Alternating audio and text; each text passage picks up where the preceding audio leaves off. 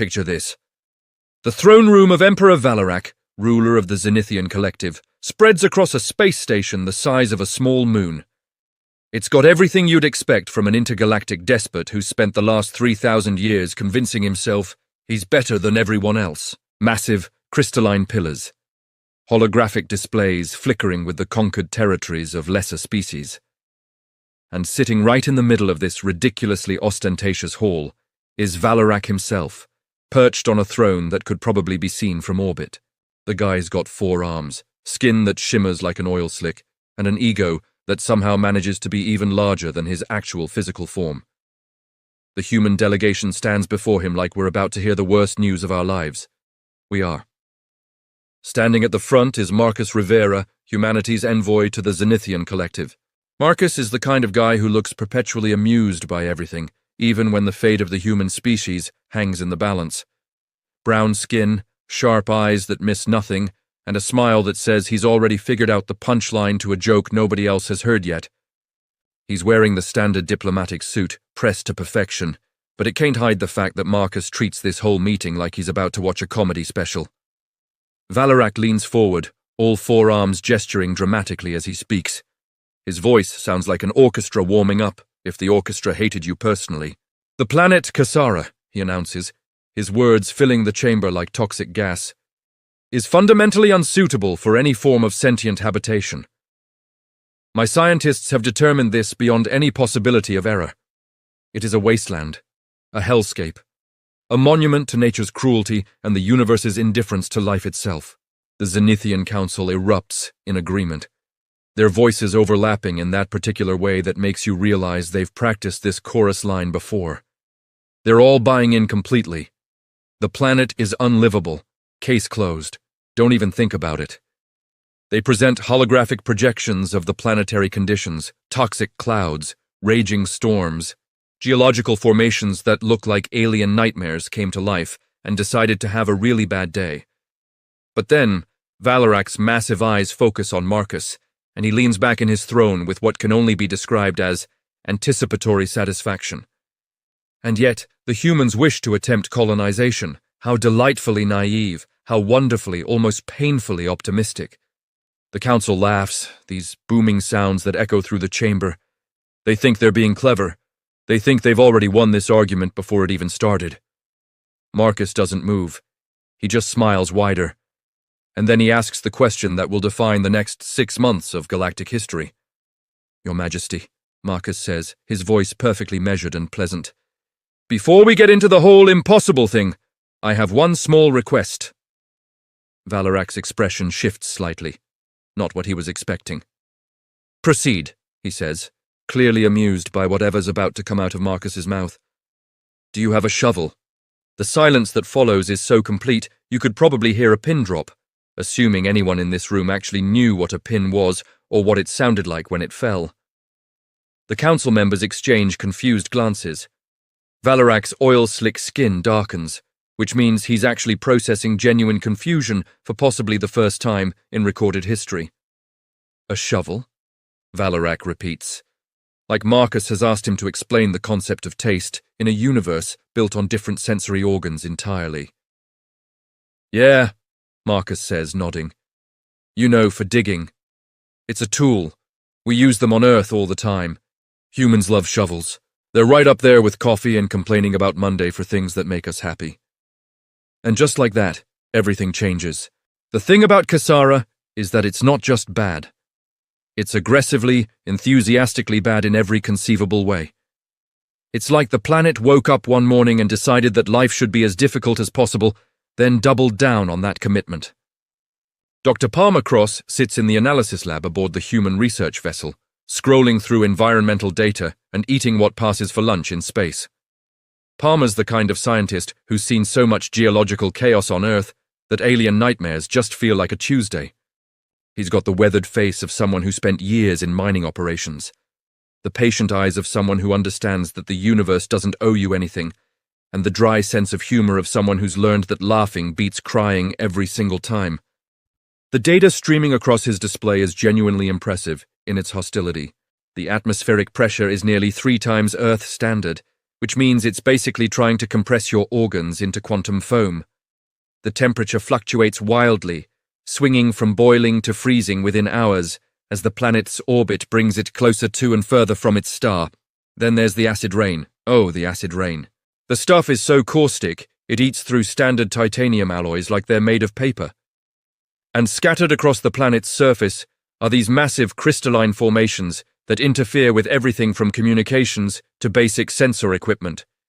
And if that wasn't enough, the soil composition analysis reveals heavy metals in concentrations that would make Earth's worst industrial zones look like organic gardens. Palmer leans back in his chair and smiles. He's seen worse. Not often, but it's happened. Back in the Zenithian throne room, Emperor Valorak is presenting this entire nightmare scenario to the human delegation like he's reading a recipe for disaster. His council members nod along, completely convinced by their own argument. One of them, a Zenithian with crystalline growths along his face that probably indicate some form of academic achievement, stands and elaborates on each condition. The pressure alone, he explains, would crush human physiology. The acid rain would dissolve protective equipment. The crystalline formations would render any technology inoperable. The temperature swings would induce thermal shock in biological systems. It's a beautiful performance, really. The kind of presentation that makes you think these guys actually believe what they're saying, and maybe they do. The Zenithian Collective has conquered 100 worlds, all of them suitable, all of them pleasant, all of them environments where you don't need to fight the planet just to survive your first week. They've never had to deal with hostile terrain because they're the kind of civilization that just moves on to somewhere nicer. It's easier that way. It's definitely safer. Marcus sits through the entire presentation without moving, just absorbing the information and storing it away in that brain of his that never stops working. Palmer watches the data feeds, making notes, understanding the challenge.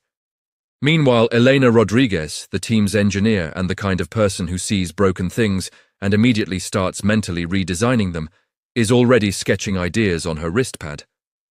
Elena has got the kind of personality that makes people uncomfortable because she refuses to accept that anything is actually impossible. She grew up fixing equipment with whatever was available, making do with materials that weren't technically supposed to work together. She's got hands that are always moving, a mind that never stops running, and the kind of optimism that borders on actual delusion. Most people would look at Kasara's specifications and start planning their funeral. Elena looks at them and thinks about opportunities. When the Zenithian Council finally finishes their presentation, Marcus asks one simple question. How long have you known about Kasara? 3,000 years, Valorak responds proudly. Our initial survey teams determined its unsuitability in approximately 1 week. And you've just left it alone since then? Nobody's even tried? No sentient species would ever attempt such foolishness, the council spokesperson says. We are not fools. Marcus exchanges a look with Palmer and Elena, that look that says everything. The Zenithians haven't tried because they assumed it was impossible. They never even considered that impossible might just be a suggestion rather than a rule.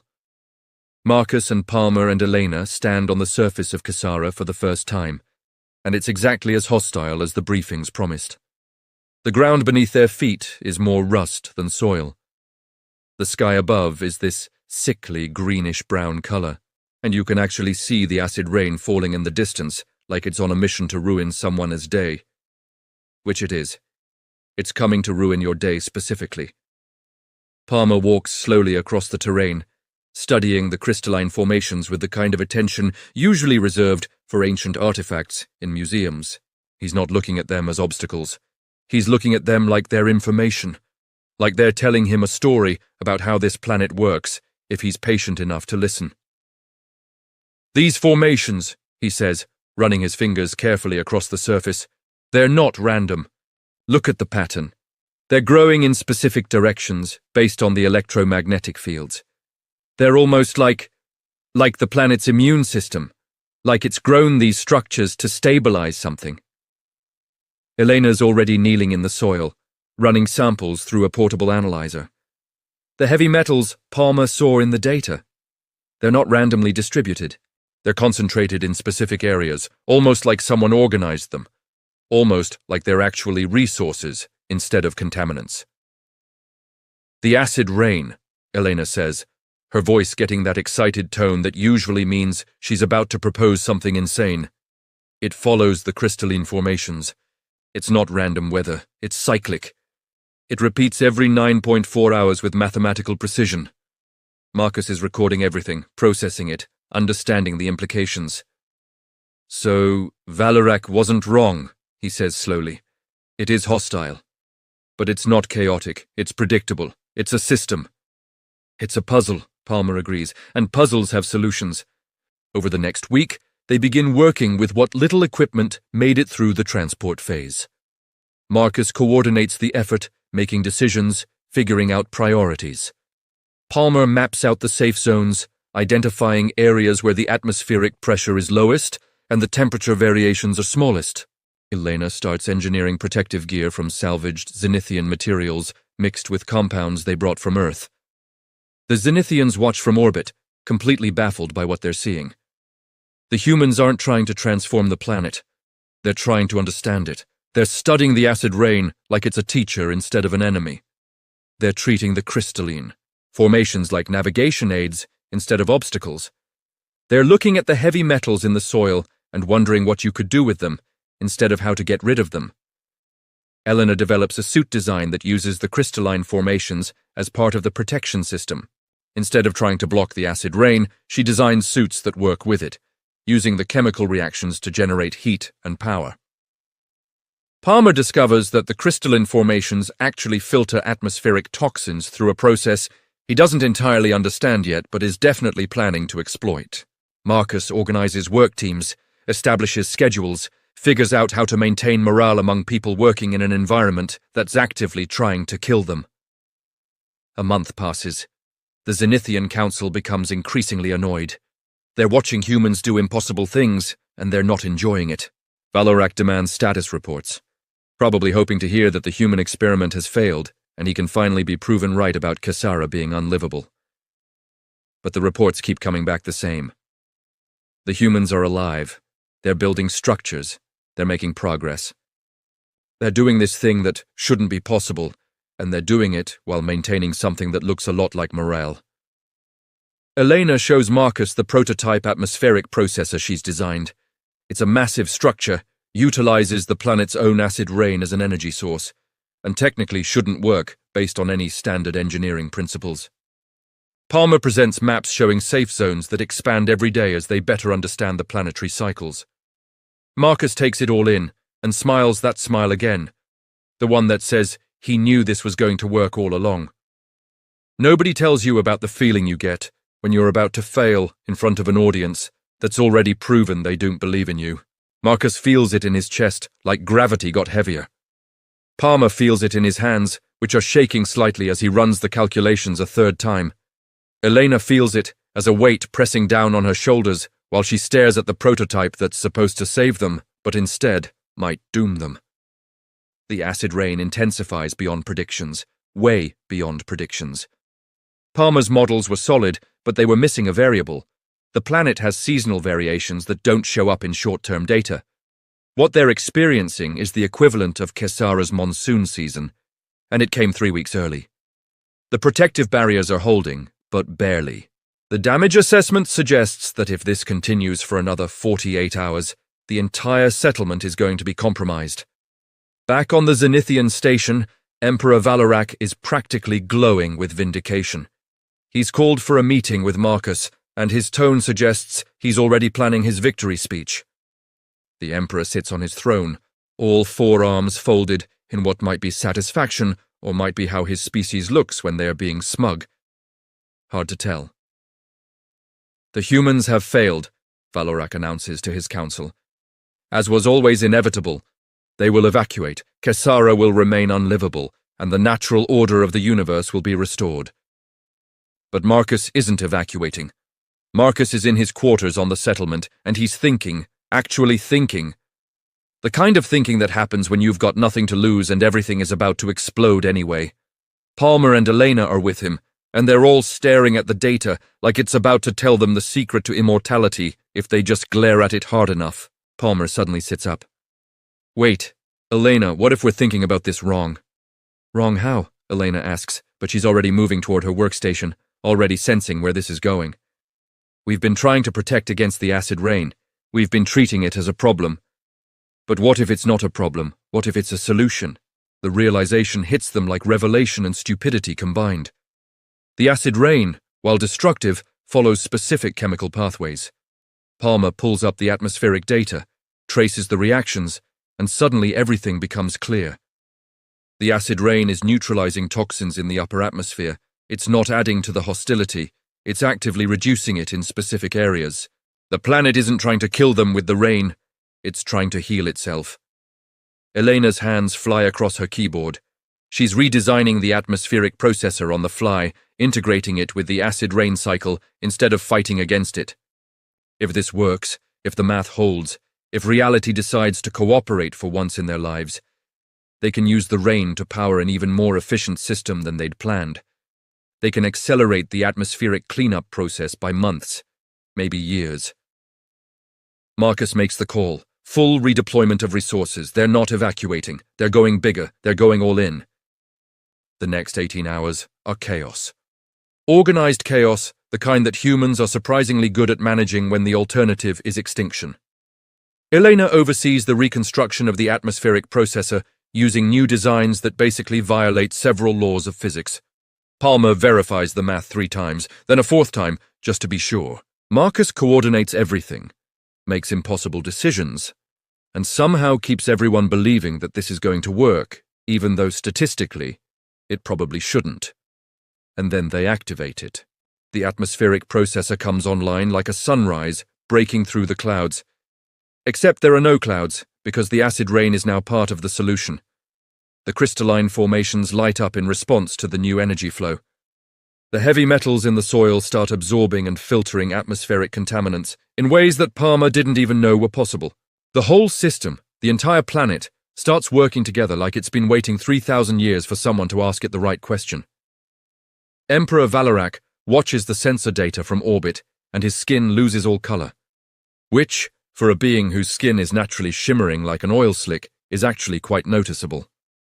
6 months later, Kessara doesn't look like Kessara anymore. It looks like possibility. The human settlement expands from a tiny foothold into something that could almost be called a city. Protective barriers now cover entire districts instead of just individual structures. The acid rain still falls, but it's integrated into the infrastructure now. Collectors channel it to processing facilities. Heat exchangers use the chemical reactions to generate power. What was once the planet's most lethal feature has become one of its most valuable resources. Marcus walks through the main marketplace, and it's genuinely difficult to remember that 6 months ago this was a barren hellscape. Vendors are selling goods at stalls made from processed crystalline formations. The stalls are light and stronger than titanium would have been. Humans and Zenithians are working side by side. The Zenithians are primarily here to observe and document what they still don't quite understand. But some of them are starting to ask questions. Some of them are starting to wonder if they've been missing something fundamental about problem solving. Palmer runs the Geological Survey Division now, a position he took despite multiple offers to return to Earth with medals and book deals. He's discovered that the heavy metals in the soil aren't just resources. They're the basis for alloys that don't exist anywhere else in the known galaxy. Stronger, lighter, more versatile than anything developed through thousands of years of Zenithian research. When they finally release the specifications to the wider galaxy, the pharmaceutical and engineering markets are going to explode. Kessara is going to become the single most valuable colony in human history. Elena leads the engineering department, and she's already planning Phase 2. If they can integrate the atmospheric processor with the planet's natural magnetic fields, they can establish permanent settlements in areas that are currently too hostile even for humans. She's drafting designs for subsurface cities that will use the planet as thermal energy as a power source. She proposes deep core mining operations that will tap into mineral deposits that nobody even knew existed. She's planning like someone who's looking at the next 100 years of development and ain't wait to get started. Other human teams arrive in shuttles, each one bringing specialized knowledge. Farmers discover that the soil, once properly treated, is incredibly fertile. Something about the heavy metal composition actually promotes plant growth in ways that Earth soil doesn't. They plant seeds, and within weeks they are harvesting crops that grow faster and stronger than anything they could produce back home. Agricultural scientists are baffled and delighted. Miners establish operations in the Western continent, where Palmer's surveys indicated massive veins of rare elements. They extract materials that would take Earth operations years to accumulate. The economic implications are so massive that galactic markets start pricing in future Kasara exports before they're even mined. Kasara transforms from the unlivable wasteland that Emperor Valorak was absolutely certain about into a thriving hub of commerce, research, and innovation. 3 universities are established. A medical research center opens to study the unique biological adaptations that humans are developing in response to Kasara's environment. Artists arrive and start creating works inspired by the planet's harsh beauty. Musicians compose symphonies dedicated to the sound of acid rain falling on crystalline formations. Marcus, Palmer, and Eleanor are offered everything you could possibly offer. Medals from Earth, honorary titles from the human government, cushy positions at research institutes. Elena gets multiple job offers from Zenithian research facilities, which is hilarious because the Zenithians are basically admitting they want to figure out how humans think. All 3 of them turn down most of it. They stay on Kasara because they can see where this is going and they want to be here for it. Marcus becomes the de facto governor of the colony, though he resists the official title because he says it sounds pretentious. Palmer continues his geological work, convinced there are still fundamental mysteries about the planet that they haven't figured out. Elena keeps building, keeps pushing boundaries, keeps proposing projects that technically shouldn't work but somehow do. Months become years. The settlement becomes a sprawl. Children are born on Kasera who have never seen Earth. They play in treated soil under skies that are becoming slowly, gradually, noticeably cleaner. Kasara is transforming from a hellscape into a home. And humanity is doing it with nothing more complicated than stubbornness, shovels, and the kind of optimism that refuses to accept that impossible means actually impossible. Emperor Valorak arrives on Kasara personally, which is an event significant enough that Marcus cancels most of his meetings to prepare for it. The Emperor descends from his shuttle in full ceremonial regalia, all 4 arms adorned with jewelry, his skin rippling with colors that probably indicate diplomatic formality or possibly indigestion. Hard to tell with Zenithians. Marcus meets him on the observation deck of the administrative building, which offers a view of the entire colony. It's not much compared to what Kasara will eventually become, but it's impressive for 6 months of work. The Emperor stares silently for a long moment, processing something. When he finally speaks, his voice is different from how it was in the throne room. Quieter, more like he's thinking out loud instead of performing for an audience. "I was wrong," Valorak says simply. Marcus doesn't respond immediately. He just nods, understanding the weight of those words coming from someone like the Emperor. In Zenithian culture, admitting error is apparently a significant thing. "We have conquered 100 worlds," Valorak continues, still staring at the colony. "All of them suitable, all of them requiring minimal adaptation. We assumed that if a world was difficult, it was not worth the effort. We assumed that superior technology meant superior decision-making. We were not always correct in these assumptions." "You weren't alone," Marcus says gently. "Most advanced civilizations probably would have made the same call. Kasara looks like a nightmare if you're trying to minimize risk and maximize efficiency. It doesn't look like an opportunity unless you're willing to be a little crazy about it." Valorak turns to face Marcus, and for the first time his expression seems genuinely contemplative. Humans approach problems differently. You see obstacles and you respond with stubbornness rather than logic.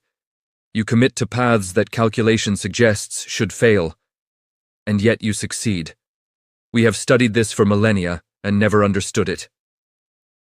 "We just refuse to accept that impossible means anything," Marcus says. "I mean, half the time we're probably wrong. Kasara is probably the exception, not the rule. But if we never tried the impossible things, we'd never figure out which ones aren't actually impossible." The Emperor is quiet for a moment, and then something that might be a smile appears on his face. I believe the galaxy is about to become a much more interesting place, and significantly more difficult to predict. He pauses, then adds, "What made you think of the shovel?" Marcus laughs. Honestly, on Earth, when people are overwhelmed by a problem that seems impossible, we have this habit of just showing up with a shovel and starting to dig. Sometimes that's literally digging. Sometimes it's metaphorical. But the point is, we start working on it instead of debating whether it's theoretically possible. Shovels represent action. They represent refusing to give up. Plus, they're useful tools. Valorak nods slowly, processing this. "I would like to acquire a shovel," he says after a moment. "Perhaps it would be useful for addressing some of the difficulties my own worlds are experiencing. Perhaps your approach to problem-solving has merit that extends beyond Kesara." Marcus reaches into his pocket and pulls out a small, ornate shovel that Elena designed as a souvenir for the diplomatic exchanges. It's made from processed Kesara crystalline material, beautiful and functional simultaneously. He hands it to Valorak. "Welcome to the club," Marcus says. "The club of people who choose to try instead of assume. Population keeps growing." Valorak accepts the shovel, and his skin shimmers with what might be genuine amusement. He looks at the shovel, then at the colony spreading across Kesara's landscape, then back at Marcus. "The universe just became significantly less predictable," he says. "I am not entirely certain how I feel about that." "Give it time," Marcus says. "Uncertainty usually leads to interesting things." As Valorak leaves the observation deck, shovel in hand, Marcus turns back to the view of Kesara's colony. The acid rain is falling in the distance, the crystalline formations are glowing with processing energy, and somewhere in the administrative building, Palmer is probably working on research that will change planetary engineering forever. Humanity succeeded where logic suggested failure. They arrived at a planet that was supposedly unlivable, and they didn't just survive.